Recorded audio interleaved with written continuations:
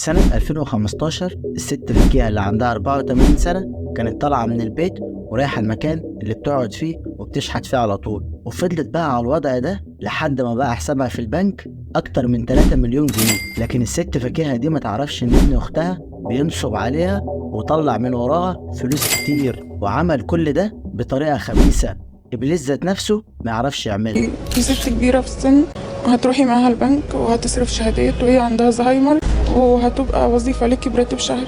يعني انت كنت فاهمه ان الست اللي معاكي دي هي فعلا صاحبه الشهادات؟ هي انت كنت فاهمه ان هي بس المباحث مش بتقول كده. السلام عليكم، معاكم خالد علي ورجعت لكم فيديو جديد. بس كالعادة أحب أشكر أبطال القناة اللي دعموني الفيديو اللي فات باللايك والكومنت الإيجابي. والله يا جماعة انتوا مكانكم هنا في القلب، وياريت بقى نوصل الفيديو ده لأكبر عدد لايكات. ويلا ننطلق. القصة كلها عن الست فكيهة، وهي ست عندها 84 سنة وكل يوم بتطلع من بيتها وتقعد في المكان ده وتفضل تشحت، وفضلت أكتر من 15 سنة على الحوار ده لغاية ما عملت مبلغ ضخم. المهم في يوم فكيهة كانت قاعدة ومستنية الناس تحنن عليها، واللي يديها 5 جنيه واللي يديها 10 جنيه. فجأة لقت ابن أختها جه قعد جنبها وقال لها ازيك يا خالتي عاملة ايه، وفضلوا يسلموا على بعض. وابن أختها ده اسمه وحيد، وفضل قاعد جنبها ويشتكي لها من الظروف ومن الحياة وانه مش لاقي شغل وان الدنيا بايظة معاه على الآخر. فكان لما لقت الوضع بتاعه كده اقترحت عليه ان هو ينزل يشحت زيها، يقعد في حتة معينة ويمد ايده ويشحت، والموضوع ده هيكسبه فلوس. اقتنع وحيد وقال لها خلاص ماشي يا خالتي، هنزل من بكرة المكان اللي انت بتقولي عليه ده واشحت فيه. ونزل وحيد فعلا، لكن وحيد فشل في الحوار ده لانه ما كانش باين عليه ان هو شحات. يعني الناس كانت بتشوفه مادد ايده كده، ما كانش حد بيديله فلوس، لانه كانوا بيقولوا ان هو يقدر يشتغل ويقدر يسند نفسه ويساعد نفسه. لكن الست فكيهة كان بيبان عليها ان هي ست غلبانة وعلى قد حالها وست كبيرة في السن، فكانت الناس بتحن عليها وتديها فلوس.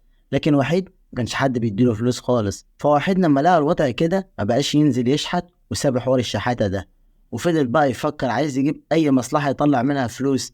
عاطل وما كانش قدامه اي شغل ومش قدامه اي حاجة خالص، بيدور على اي مصلحة يجيب منها فلوس مش عارف. وفي خلال الفترة اللي قرب فيها وحيد من خالته فكيهة عرف حاجات كتير عنها، زي ان خالته فكيهة بتروح البنك يوم واحد في الشهر عشان تحط الفلوس اللي هي لمتها من الشحاتة في خلال الشهر ده، تروح على البنك تحط الفلوس اللي هي لمتها.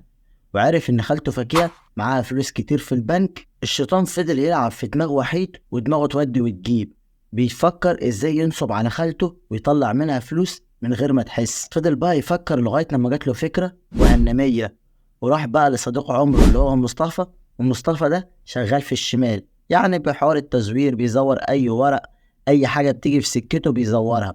بحد مثلا عايز يخلص ورقة، يخلص باسبور، يخلص اي حاجة، مصطفى كان بيقوم بالواجب وكان بيعرف يزور الحاجة بالظبط، ما كانش حد بيلاحظها.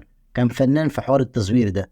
المهم راح له وحيد وكلم مصطفى وعرفه ان هو عايز ينصب على خالته فكيهة، بس محتاج ان هو الاتنين يتعاونوا مع بعض ويشوفوا الخطة هتمشي ازاي. وطبعا مصطفى ما عندوش اي مانع، اي حاجة فيها شغل شمال بيدوس فيها. مصطفى قال له يا باشا ماشي اتفقنا، هنظبط الحوار ده ونشوف بقى اي دخلة نخش عليها ونحاول ننصب عليها وناخد منها فلوس كتير. وحيد قال له ماشي، بس عايزين نفكر مع بعض نشوف هننصب عليها ازاي من غير ما تحس. والخطة اللي فكروا فيها كانت عبارة عن ان مصطفى هيجيب الختم بتاع الست فكيهة يسرقه من البيت ويخليه معاه يوم التنفيذ، ويجيب الورق والباسبور والحاجات دي ويديها لمصطفى عشان يزور له زيها بالظبط. وفعلا عملوا الخطوة الأولى وكل حاجة مشيت زي ما هم عايزين. الخطوة التانية بقى كانت ان هم عايزين يجيبوا واحدة ست عشان تتعاون معاهم في الخطة دي عشان هيحتاجوها. فضلوا يدوروا على حوار الست ده لغاية لما جه في بال مصطفى ان هو كان يعرف واحدة وكان بيحبها من زمان، والواحدة دي اتطلقت. رفع سماعة التليفون على طول مصطفى وكلمها وقال لها ايه رأيك تتعاوني معانا في الحوار ده وهيعود عليكي بفلوس كتيرة. وطبعا البنت دي كان اسمها مي، وكانت ظروفها المادية سيئة جدا وكانت بتدور على اي مصلحة برضه. فوافقت على الحوار ده وقالت له ماشي يا مصطفى انا معاك في الحوار ده. حكى لها ان هو عايز ينصب على خالته وهيعود عليهم بفلوس كتير، قالت له ماشي خلاص انا معاك في الحوار ده. لحد هنا وكل حاجة تمام، الورق وزوروه والختم بتاع خالته فكيهة محطوط في مكان وحيد، ويوم العملية هيعرف يروح يجيبه ويخلص الحوار ده ويرجعه تاني. والبنت اللي اسمها مي اتعاونت معاهم وكل حاجة بقت تمام. كده العصابة بقت مكونة من وحيد ومصطفى ومي عشان ينصبوا على خالته فكيهة. لكن ما فضلش غير حاجة واحدة بس في الخطة عشان تكتمل، وهي ان هم يشوفوا واحدة شبه خالته فكيهة بالظبط عشان ينفذوا الخطة اللي رسموها. فكان الموضوع ده هو أصعب حاجة، وفضلوا يدوروا هما التلاتة على ست عجوزة وكبيرة في السن بس تكون شبه فكيهة. فضلوا بقى يدوروا من هنا لهنا لهنا لغاية لما لقوا الحاجة فوزية، كانت فعلا شبه خالته فكيهة بالظبط، وكانت عارفة ربنا وبتصلي وبتصوم وست غلبانة. أول ما شافوها ولا عرفوا الوضع بتاعها، هنا وحيد قالك مش هينفع نخش عليها ونعرفها حوار النصبايا ده عشان دي بتاعة ربنا وممكن تفضحنا وتبلغ علينا. فدخلوا عليها بحجة ان هم بيعملوا خير وشغالين مع ست غنية وعايزة تطلع كام واحدة عمرة، بتدور على كام حد كبير في السن وتعطف عليه وتطلعوا عمرة ببلاش على حسابها هي. فقال لها يا حاجة انت كسبت معانا حوار العمرة ده، والست دي بتعمل خير واحنا عايزين نساعدك في الحوار ده. الحاجة فايزة فرحت طبعا وقالت لهم ماشي يا ابني، بس انا مطلوب مني ايه؟ قال لها يا حاجة فايزة مش مطلوب منك حاجة، مطلوب منك بس ان انت تسمعي الكلام بتاعنا، ويوم ما نيجي نقولك تعالي يا حاجة فايزة عشان نخلص الورق تيجي معانا ونروح نخلص الورق وهنرجعك تاني. وراحوا ادوها 2000 جنيه عشان الحاجة فايزة تطمن، وخدت منهم الفلوس الحاجة فايزة ودعت لهم وقالت لهم يا اولاد ربنا يكرمكم. والحاجة فايزة يا عيني على نياتها ما تعرفش ان هم يستخدموها لعملية نصب كبيرة. ومية كانت كل يوم تيجي للحاجة فايزة وتطمن عليها وتديها فلوس وتقول لها يا حاجة ما تقلقيش انت معانا برضو في حوار المسابقة ده، وان شاء الله يا حاجة هنخلص الورق بتاعك وهنطلعك عمرة، بس خليكي جاهزة يا حاجة فايزة عشان لو جينا في يوم وقلنا لك تعالي معانا هتيجي بس معانا تخلصي بعض الأوراق وهنرجعك تاني. خليكي جاهزة عشان يوم ما نكون ظبطنا الدنيا وبقت الحاجة تمام هنيجي ناخدك يا حاجة فايزة وهنروح نخلص الورق. المهم كل حاجة اتظبطت وبقت تمام، مفضلش غير يوم التنفيذ. لكن نقطة التنفيذ دي وحيد كان مأخرها شوية، وتحديدا لغاية أول الشهر، لغاية لما تروح خالته فكيهة البنك تحط الفلوس اللي هي لمتها من الشحاتة طول الشهر، لأن خالته فكيهة بتقعد شهر كامل ما تروحش البنك وتيجي في الشهر اللي بعديه أول يوم أو تاني يوم في الشهر تلم الشهر اللي هي عملته وتروح تحطه في البنك. المهم جه أول الشهر وراحت خالته فكيهة البنك وحطت الفلوس اللي هي لمتها طول الشهر كله، وبعدها بقى بيومين دخل بيت خالته فكيهة وسرق الختم بتاعها، وحضروا بقى الورق اللي هم كانوا مزورينه وطلعوا بقى على الحاجة فايزة وقالوا لها بقى تعالي معانا يا حاجة فايزة عشان هنطلع على البنك هنخلص بعض الأوراق بخصوص العمرة اللي انت هتطلعيها إن شاء الله. وفعلا الحاجة فايزة يا عيني راحت معاهم، وأول ما وصلوا ناحية البنك دخلت الحاجة فايزة هي ومي البنك، وكان مستنيهم بره وحيد ومصطفى. ومي فهمت الحاجة فايزة انها ما تتكلمش ولا تنطق بأي حاجة، هتدخل معاها البنك ومي هتخلص كل حاجة. وفعلا الحاجة فايزة ما اتكلمتش ولا عملت أي حاجة، ومي دخلت على الموظف بتاع البنك وقالت له لو سمحت عايزين نسحب 300,000 جنيه. قال لها ماشي، وادته الأوراق وادته الختم وادته كل حاجة. وفعلا الحاجة فايزة مضت بالختم ده وختمت وطلع لها الفلوس وادها 300,000 جنيه وخدوا الفلوس وخرجوا أكن مفيش حاجة حصلت، والموظف ملاحظش حاجة وخد الفلوس فعلا.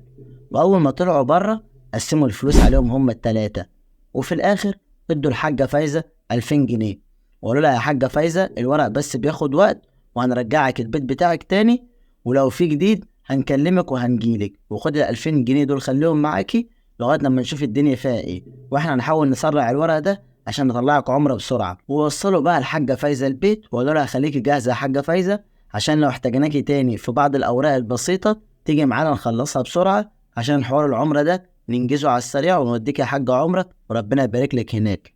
الحاجة فايزة يعني مش فاهمة حاجة ومش فاهمة ان هي مشتركة معاهم في عملية نصب كبيرة. كل اللي هم الحاجة فايزة ان الناس دي عايزة تطلعها عمرة وبتساعدها. وبعد يومين قرروا ان هم هينفذوا العملية دي تاني، ووحيد راح جاب الختم من بيت خالته وجابوا الورق اللي هم مزورينه وطلعوا على الحاجة فايزة قالوا تعالي معانا يا حاجة فايزة عشان بس هنخلص بعض الإجراءات، وخدوها على البنك. ونفس الحوار اللي عملوه أول مرة عملوه تاني مرة. مصطفى ووحيد واقفين بره البنك بيتابعوا يشوفوا ايه الدنيا، ومي دخلت هي والحاجة فايزة جوه، والموظف سألهم بعض الأسئلة ومي ردت عليه وادته الأوراق اللي هي المطلوبة وقالت له بعد إذنك احنا عايزين نسحب 100,000 جنيه. قال لها ماشي، تعالي يا حاجة فايزة اختمي هنا. تختم باسم مين؟ باسم الحاجة فكيهة، لأن الختم باسم الحاجة فكيهة. فعلى طول خدت الحاجة فايزة الختم وختمت، والموظف على طول طلع لها 100,000 وادهم لها. مي طبعا خرجت من البنك هي والحاجة فايزة، ووزعوا الفلوس عليهم هما التلاتة، وادوا للحاجة فايزة 2000 جنيه، وقالوا لها يا حاجة فايزة خليكي برضو قاعدة في البيت، خلاص احنا هنخلص بعض الأوراق البسيطة مفاضلش كتير.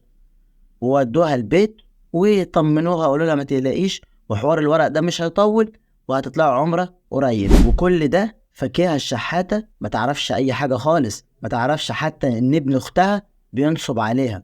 هي يا عيني بتنزل الصبح من البيت، بتقعد في المكان اللي هي بتشحت فيه، وبتحوش فلوس عشان لما يجي بداية الشهر الجاي تاخدهم وتروح توديهم البنك، وما تعرفش إن ابن أختها بينصب عليها وبيسحب منها فلوس. المهم جه بداية الشهر اللي بعده، الحاجة فكيهة كانت جمعت مبلغ وراحت على البنك وحطت المبلغ ده في البنك، والموظف لما شافها قال لها تعالي يا حاجة اختمي هنا، وعرف ان دي الحاجة فكيهة، وقال لها هات الفلوس وحطها لها في حسابها. والدنيا مشيت تمام، والحاجة فكيهة ما سألتش عن حسابها كام ولا نقص ولا في حد سحب منه، ما سألتش اي حاجة، لان الحاجة فكيهة عندها 84 سنة، وطبعا مش هتفهم في حوار البنوك قوي.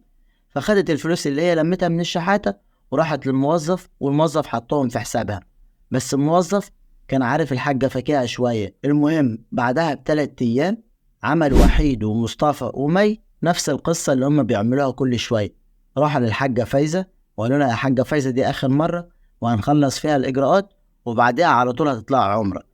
قالت لهم يا ولاد ماشي وكتر خيركم، والحاجة فايزة راحت معاهم على البنك وخدوها وراحوا على البنك. وطبعا كان معاهم الختم اللي وحيد راح سرقه من بيت خالته، وطبعا كان معاهم الورق المزورينه، كان معاهم كل حاجة يعني كالعادة، كان معاهم كل حاجة. ولما دخلوا البنك كانت كل حاجة تمام. وطبعا كالعادة مي والحاجة فايزة دخلوا جوه البنك، وكان مستنيهم بره مين؟ وحيد ومصطفى. ولما دخلت بقى الحاجة فايزة ومي للموظف عشان يسحبوا فلوس، الموظف ده كان هو نفس الموظف اللي خد الفلوس من الحاجة فكيهة من 3 أيام عشان يحطهم في حسابها. الموظف هنا كان شاكك في الحوار شوية. ليه؟ لأن الحاجة فكيهة لما جات له من 3 أيام عشان تحط فلوس في الحساب بتاعها كانت جاية لوحدها، واشمعنى بقى لما هي جاية تسحب بتيجي معاها بنت؟ فاستغرب هنا وحس إن الحوار ده فيه إن بدأ يدقق في الحاجة فوزية عشان يشوف هل هي الحاجة فكيهة ولا لأ، وما قدرش يحدد هل هي ولا لأ، لأنهم الاتنين كانوا شبه بعض وكبار في السن. وبص في الورق وفي الختم ما قدرش برضو يطلع حاجة مش تمام، لا الموضوع طبيعي وكل حاجة تمام وكل حاجة مظبوطة، بس هو برضو في حاجة في دماغه بتقول إن في حاجة غلط وفي نصابية كبيرة في الحوار ده. الموظف كان ذكي جدا بس ما قدرش يمسك عليهم أي حاجة نهائي، وكان عايز يخلص الورق بس برضو شاكك، حس إن في حاجة غلط. فقرب بقى على الحاجة فوزية وقال لها تعالي يا حاجة اختمي هنا. قبل ما تختم الحاجة فوزية قال لها بقول لك ايه يا حاجة، هو انت اسمك ايه؟ قالت له اسم الحاجة فوزية، وقالت له اسمها الثلاثي.